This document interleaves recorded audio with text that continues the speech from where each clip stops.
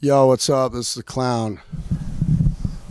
Front row, live. Can I have this? Can I take this thing? Can I have that? Usually I take these. I want you to know I usually take these, but I'll be nice. So anyway, Clown, man, you know what's up? Front row live. Peace. Hey guys, Rob here with Front Row Live Entertainment. I'm hanging out with Shawn, the Clown of Slipknot. How are you doing today? I'm doing great. What about you, brother? I'm doing great. I'm kind of trying to figure out how you're about to embark on a big tour tomorrow, and you're over here doing some press on a book. You know, I'm having deja vu right now, and I think I might have even talked to my publicist about this deja vu last time we did some other stuff like this, because it was something. But I always say deja vu after it's gone. So, but the point is, man, I like to work. Okay. Music's my god, and I get to incorporate a lot of art for the music.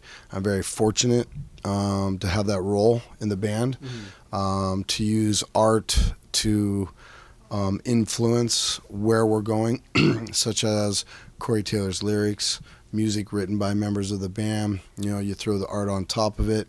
You have one thought process. You live it. You roll with it. You kill yourself for it. You know, so I like to be very busy. Okay. And this book is 11 years in the making. It's my own little master thesis while being on the road. It's here, and there's no reason to be sitting back on a day off in a Hilton in San Bernardino thinking that I need rest for tomorrow, man. It's kill, kill, kill, kill. Now this is a new venture for you, so how was it coming in from the beginning?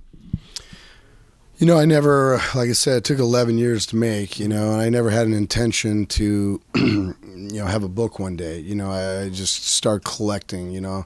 I feel like I'm a time traveler. I feel like, I collect a picture today, I store it away for the future, and then I bring it back out and I show you yesterday. So I kind of time travel, and that's kind of where I went. And then one day it just was like, hey, man, it might be time for you to do this. So my manager and I just kind of were like, let's do this. Let's make a book. And we'd never done one. I've never done one. So, it was a long process. It's been done for 3 years.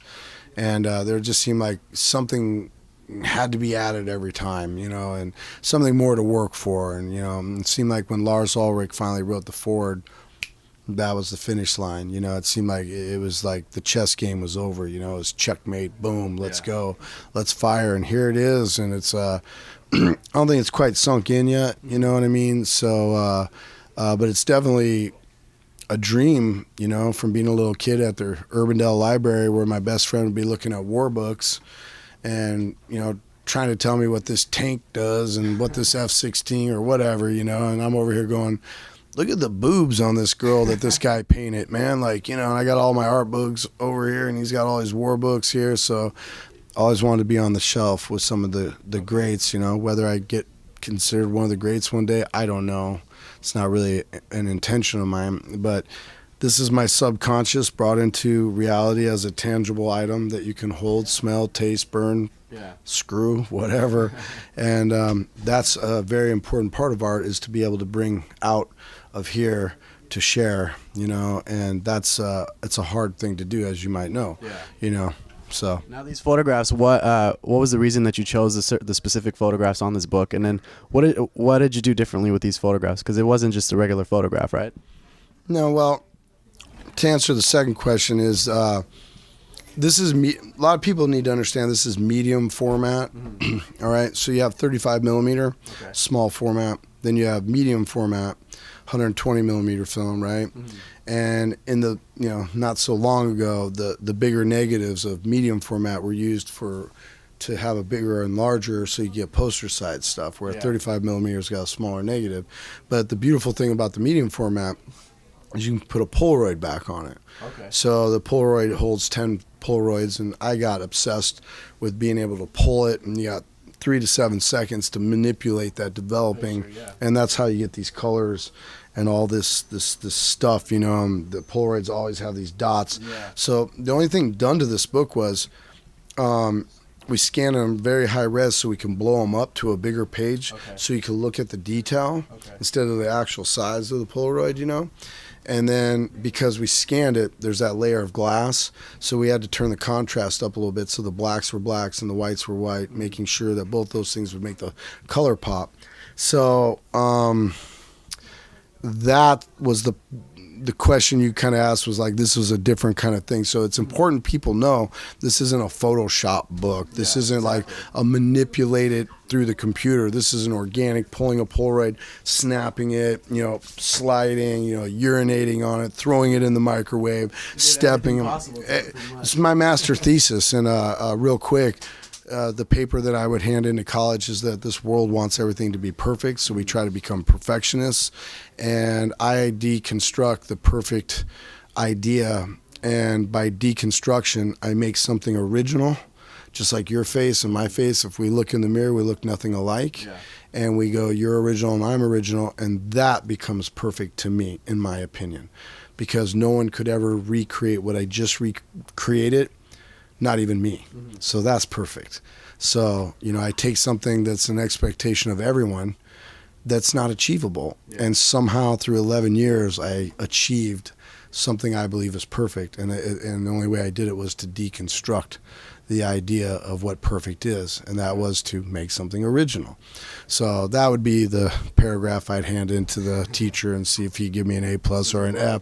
And the first question you asked me was, I don't remember.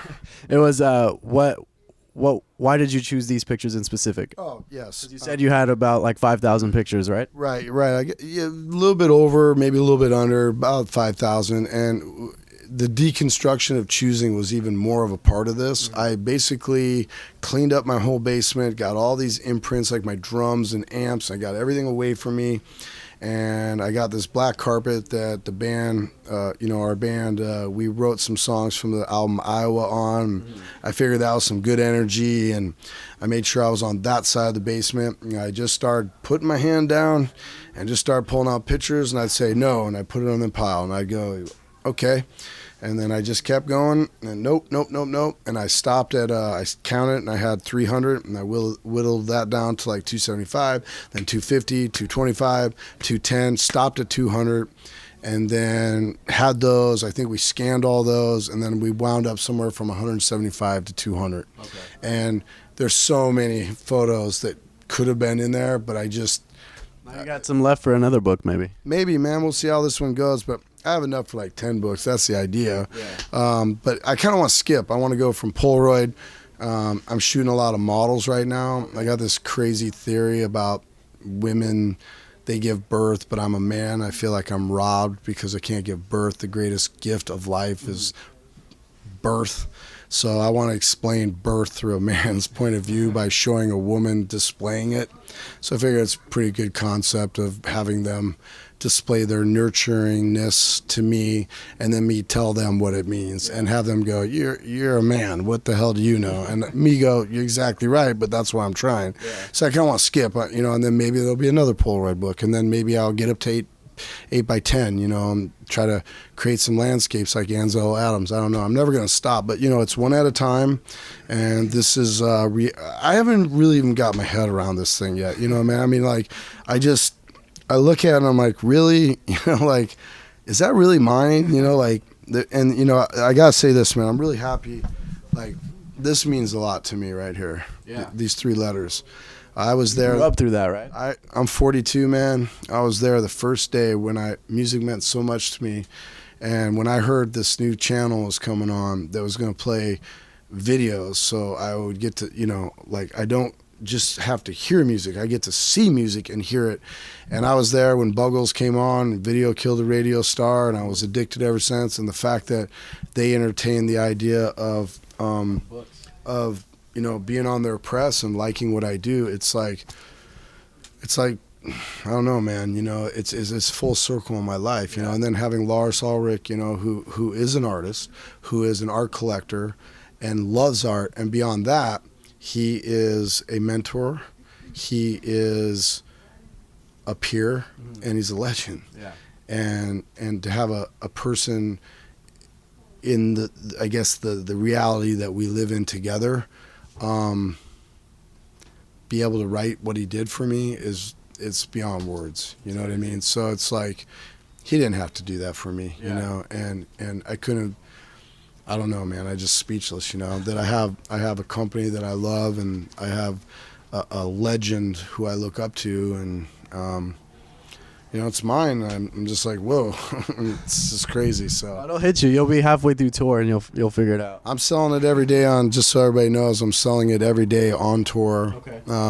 I get a little price break, so you know, there's a lot to do on tour. There's T-shirts and stuff, so I'm getting a little price break, and I'm going to be there every day in my tent. I got a tent to sign for the book, and you know, hang out with kids, talk art, you know, make it real personal, you know. So I got a couple hours a day that I'm going to go and just spend with people, sign CDs, talk to them, look at their photos, and, you know, talk art, you know. Yeah. If you want the book, you want the book. If you don't, that's cool too, but it'll be available. And, Well, that's good. That's you know, good. yeah, and if you come and if you come and, you know, I'll sign it to you. And if you don't want to carry it around, you know, I won't be able to sign it for you, but I'll be able to ship it to you. You know, I want to make my thought process this is a small window into my brain, a very small window. And this is a pretty big window, but it's only a small window. Yeah. If that makes sense. We look forward to the rest because I'm sure you will be doing more.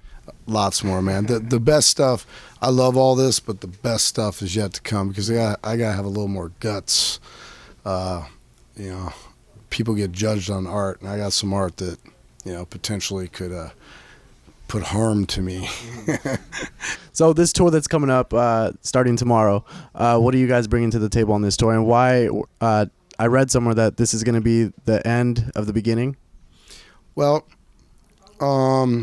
it's the end of the thought process of the fans and us grieving the tragedy together, not leaving them alone, not us doing it alone, but helping each other. So that's the end. But it is not a new.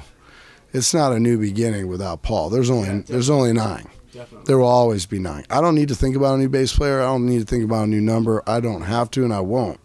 There won't be a new number. There won't be. There's 9. There'll always be 9. There's songs he's written. They'll be on the next record. His bass will always be on stage. He will always be there for life. So it's not the end of an era onto the next thing. It's just the end of this grieving period together. We decided to do it with our fans, end it in America, end it with Knotfest for a little fun, just like he would have liked it, and then take some personal time for us, write a record, record a record, pre-pro a tour, get out on a tour, and do what we do. So aside from all the controversy, we will be seeing more Slipknot and a 5th album. You're seeing more Slipknot right now. There you go. You know, we're playing tomorrow. That's good. Why do people just talk? That's why I came and clarified it with you. Corey Taylor's here right now, man. You know, he'll feed right into the drama. You know, we laugh, we love it. You know, we love like editors and you know what? Definitely. Don't ever judge us. You know what I'm saying? You know the rules, man. Like, Well, I'm glad I got the opportunity to come and ask you. So thank you. I really appreciate Here's it. what I'll let you know. You know, thank you everybody for the posts, the texts, the letters, the love through the air, through the ground. It's meant so much to us. We'll never let you down. We're not going anywhere. We all need a little time. Why wouldn't you? And there's big things to come. Why wouldn't be? You know, why wouldn't there be? We're Slipknot. You can't touch us, man. Can't touch us.